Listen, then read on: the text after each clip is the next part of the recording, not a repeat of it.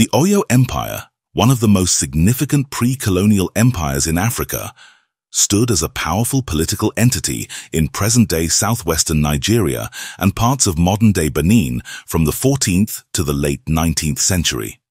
Renowned for its sophisticated political organization, military prowess, and cultural influence, Oyo was a dominant force among the Yoruba people and had a profound impact on the West African region.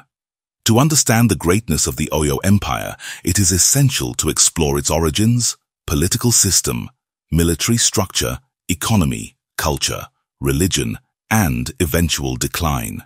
Welcome back to our Bantu History series. In case you are new here, make sure you support us by hitting that subscribe button to receive our future videos.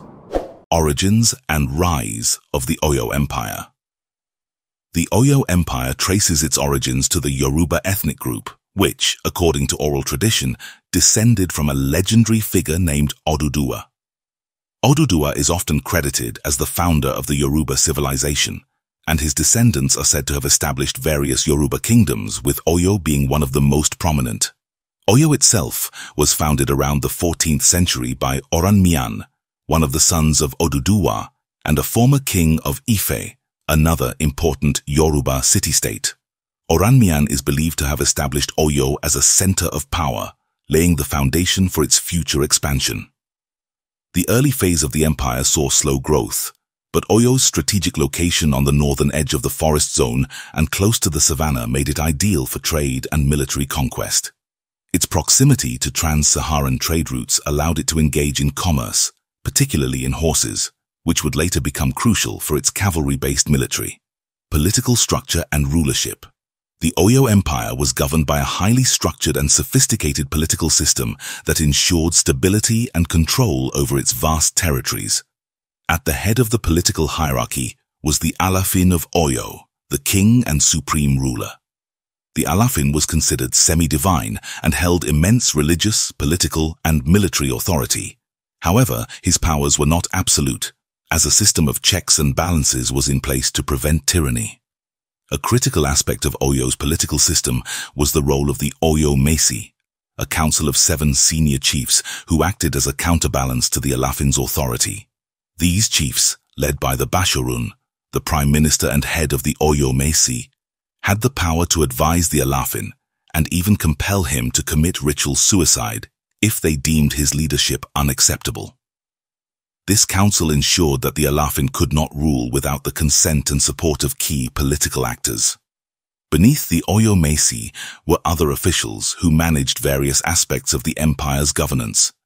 The Ogboni Society, a secretive religious and political group, also played a role in governance, particularly in judicial matters and maintaining social order.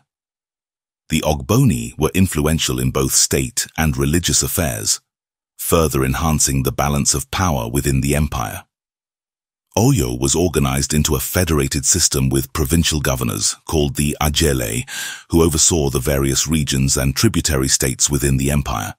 These governors were appointed by the Alafin and reported to the central government, ensuring that Oyo's influence extended beyond its capital into the surrounding regions.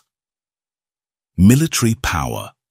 The Oyo Empire's military strength was one of its defining characteristics, and it was essential to both its expansion and its ability to maintain dominance over its neighbors. Oyo had a well-organized and formidable military force, which was notable for its use of cavalry. The savanna environment around Oyo allowed for the breeding and acquisition of horses, which gave the empire a significant advantage over other states in the region, particularly those in the forested areas where horses were less effective. The Oyo cavalry was a critical component of its army, and its speed and mobility made it a fearsome force on the battlefield. The empire also had a standing infantry that complemented its cavalry. This combination of cavalry and infantry allowed Oyo to conduct swift and effective military campaigns, subduing rebellious vassals, expanding its territory, and protecting its trade routes. The Oyo Empire's military successes enabled it to dominate other Yoruba city-states and non-Yoruba regions, particularly the kingdoms of Dahomey in modern-day Benin and Nupe. These conquests brought significant wealth to Oyo through tribute payments and the expansion of trade networks. Economy and trade. Oyo's economy was heavily reliant on trade, particularly long-distance trade routes that connected the empire to other parts of West Africa and beyond. The empire was strategically located along major trade routes, which facilitated the exchange of goods between the forest regions of southern West Africa and the savanna and desert regions to the north. Oyo was particularly involved in the trade of horses, which were essential to its military power. Other key goods traded included salt, kola nuts, textiles, and slaves.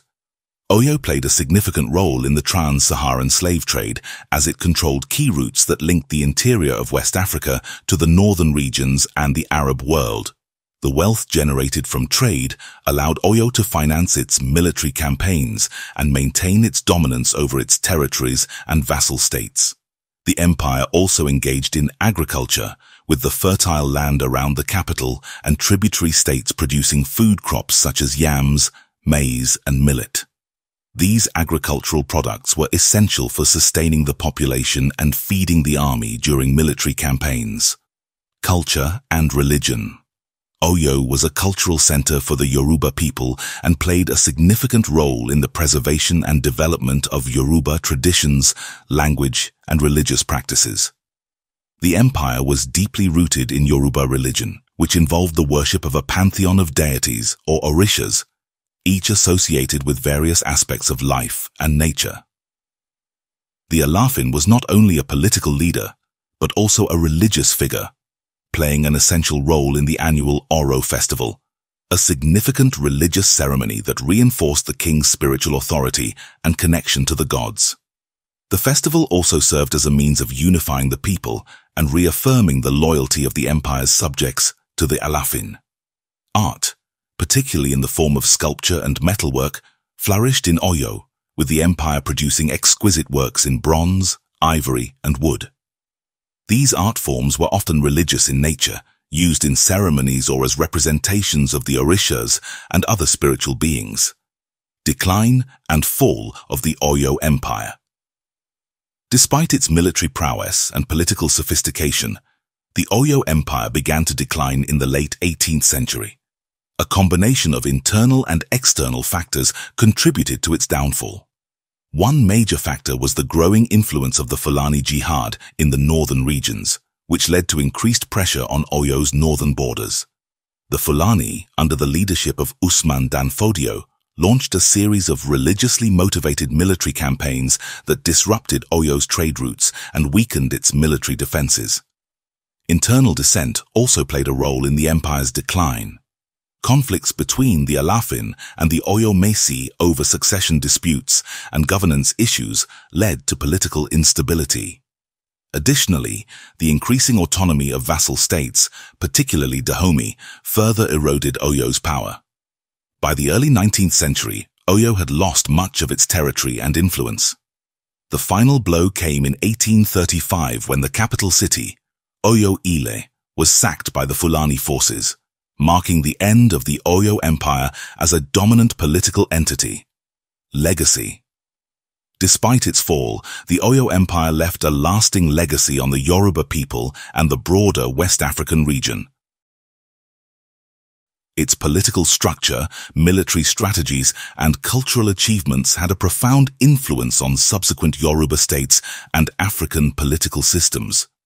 Today, the memory of the Oyo Empire continues to be celebrated in Yoruba culture, and its historical significance remains a subject of study and admiration.